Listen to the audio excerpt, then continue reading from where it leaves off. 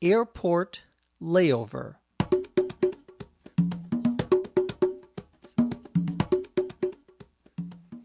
Today's podcast is about going to an airport and having to wait for your plane.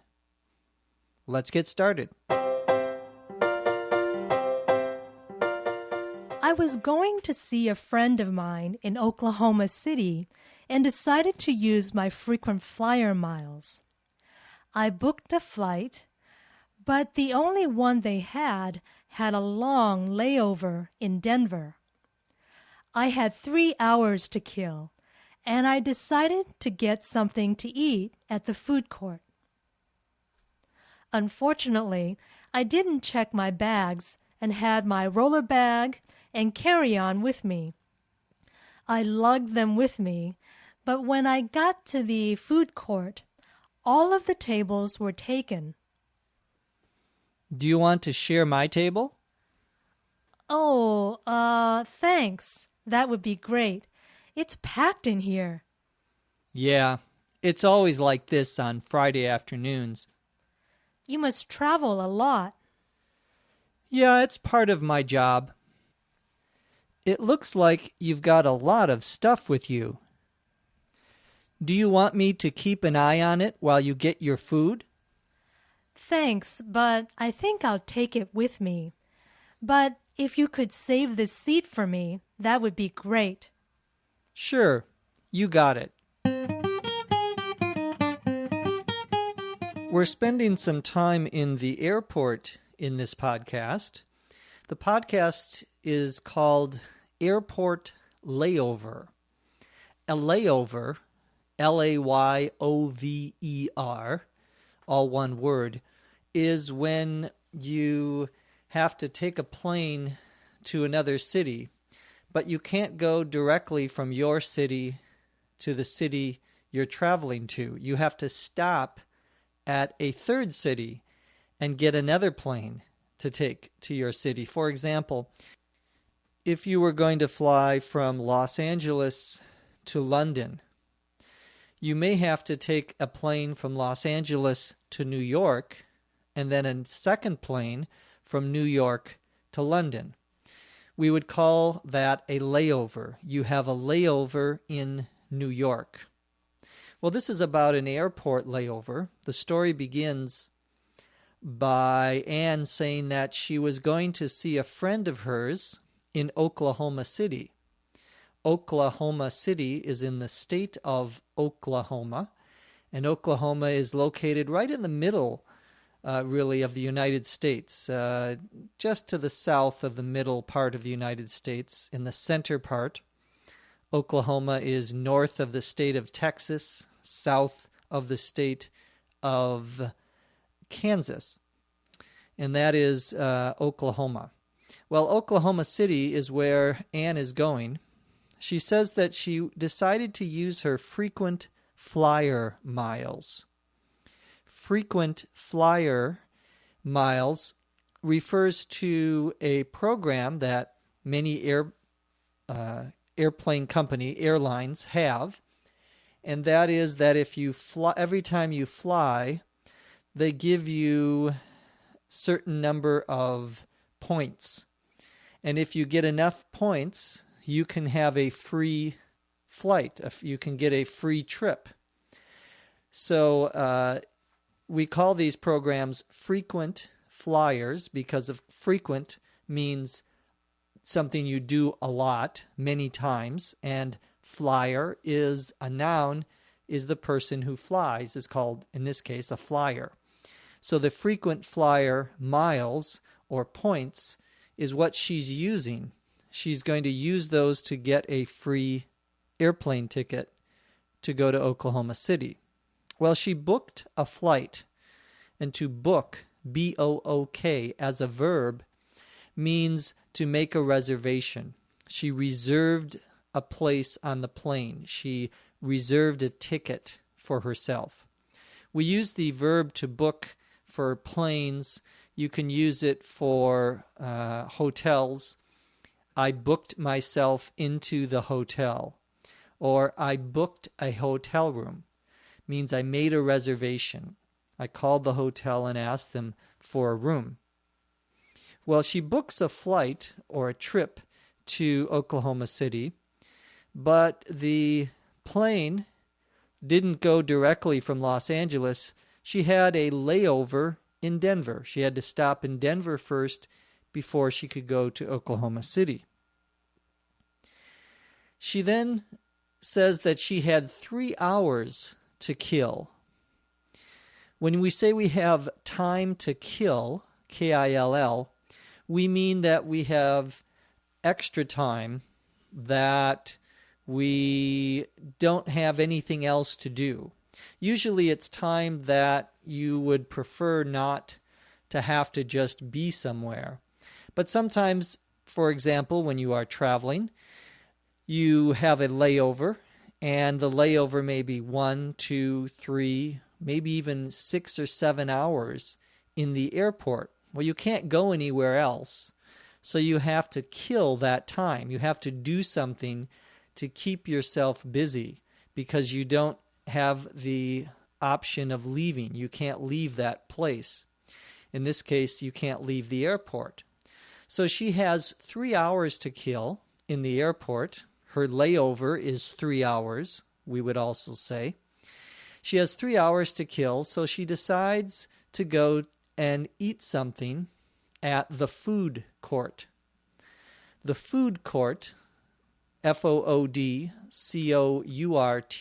2 words, is a place in an airport or in a shopping mall or in another building where you have lots of restaurants that sell food.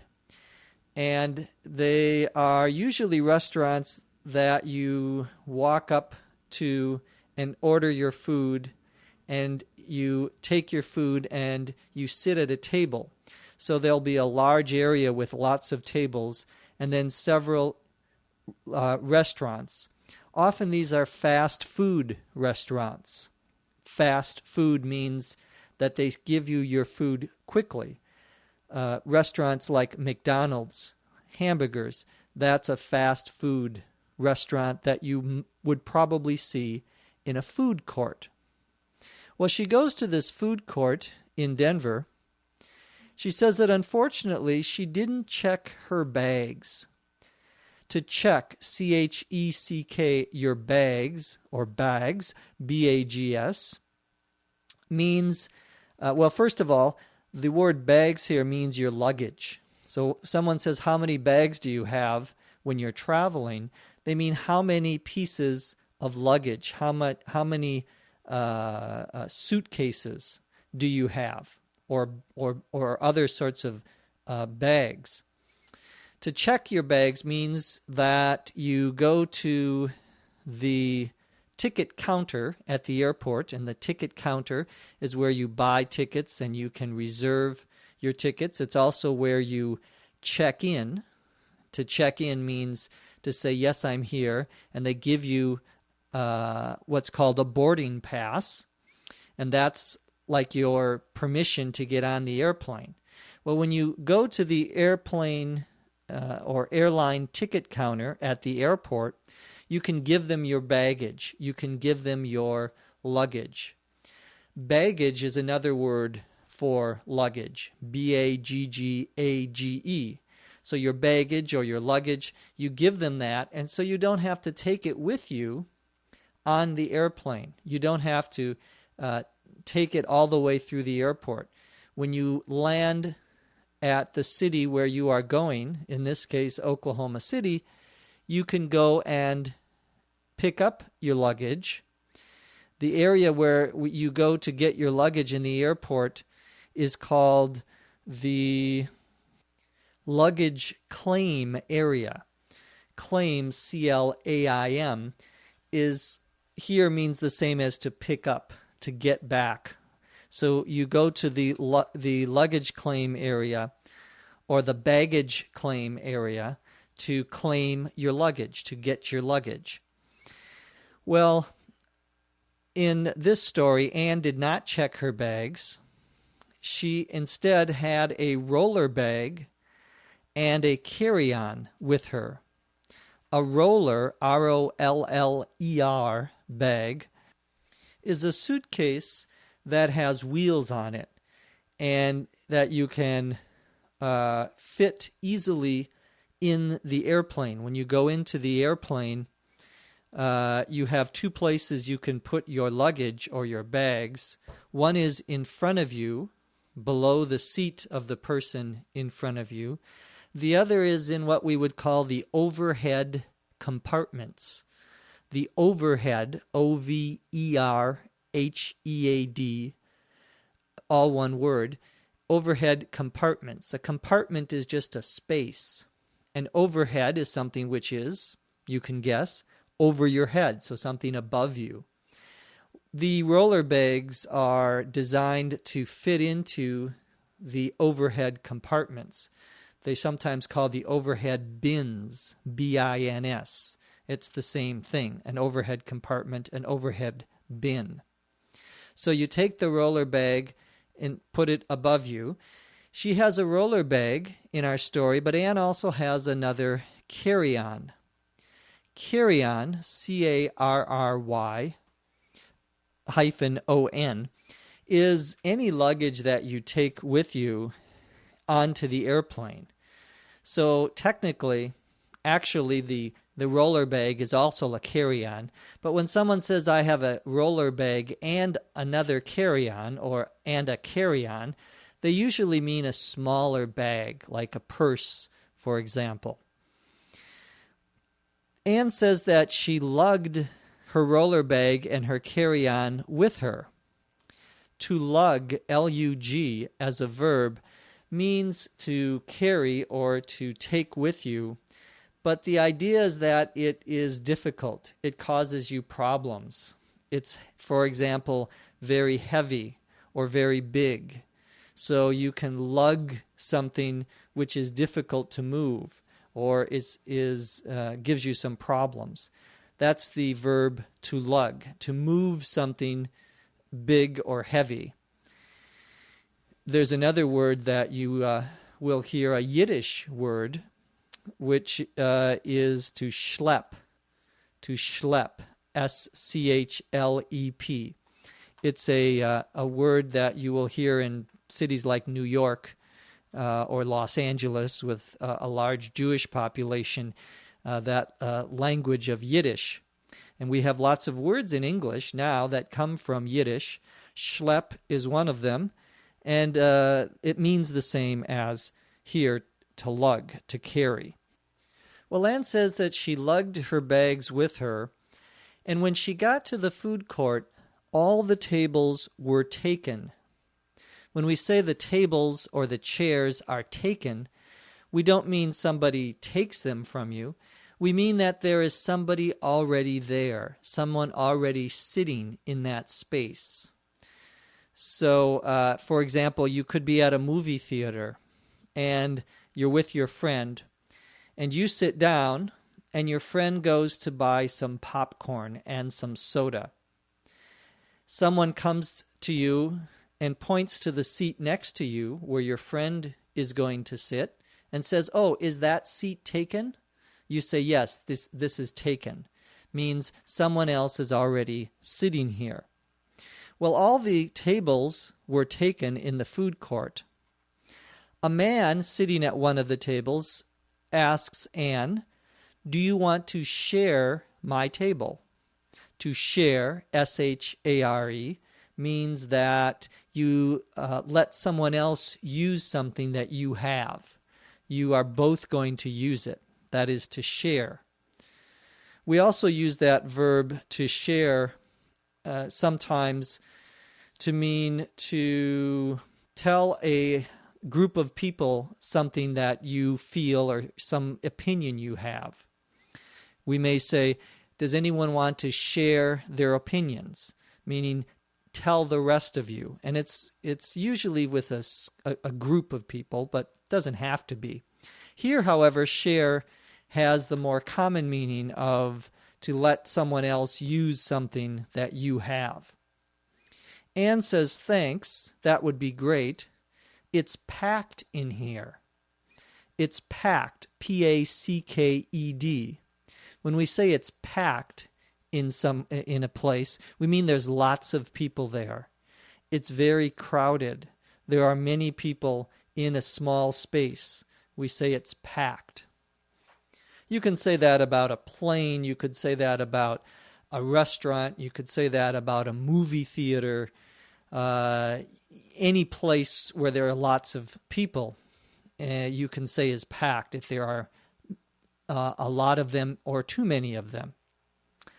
Well, the man says that it's always packed in the food court on Friday afternoons, and asks the man, well, you must travel a lot, meaning it seems likely that you travel a lot because you know that it is always crowded on Friday afternoons. The man says, yeah, it's part of my job. It's part of what he has to do. It looks like you've got a lot of stuff with you. Stuff, S-T-U-F-F, is the same as things. It's an informal way of saying things. And people use the word stuff to mean almost any collection of things. You, for example, go to a meeting and you have a presentation that you are giving, and you have some paper that you want to give to people that has the information on it, and you forget it in your office. You go to the meeting and you say, oh, I forgot my stuff. Means I forgot the things that I wanted to bring. So stuff has a lot of different uses. Here, the man says, you've got a lot of stuff. He means you have a lot of bags, a lot of luggage. He asks Anne if she wants him to keep an eye on her luggage while she gets her food. To keep an eye on something means to watch something. Usually to watch something for someone who has to leave for a short period of time and then come back. For example, when I go to the cafe, I may have my computer with me and some books. And I have to use the restroom, the bathroom. So I say to the person sitting next to me, can you keep an eye on my stuff? And we see both of those words. Can you keep an eye on my stuff? Meaning, can you watch my computer and my books so that no one steals them? It's often the case that we often ask that of people who we don't know. But because they are sitting there, we somehow trust them.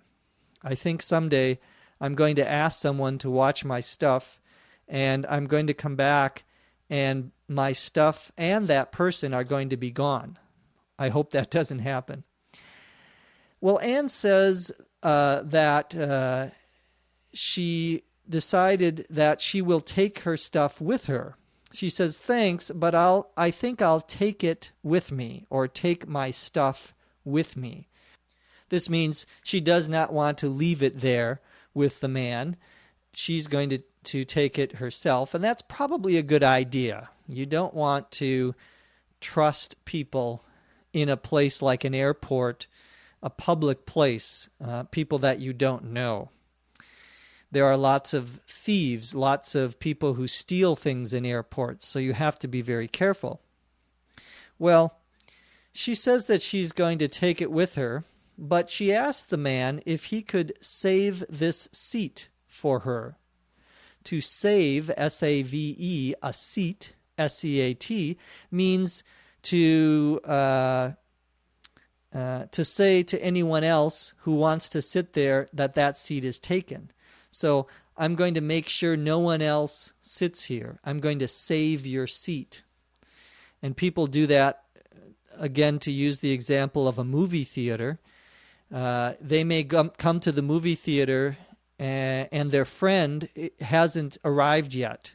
Well, they'll sit down and they'll put a coat or something, a hat on the seat next to them to save it for their friend. So when their friend comes, they have a place to sit.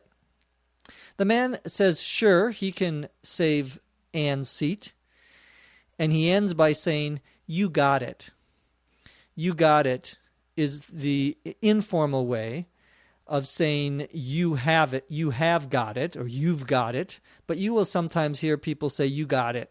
It's an informal way of saying, yes, I will do that for you. I will help you in that way. Now let's listen to the dialogue, this time at a native rate of speech. I was going to see a friend of mine in Oklahoma City and decided to use my frequent flyer miles.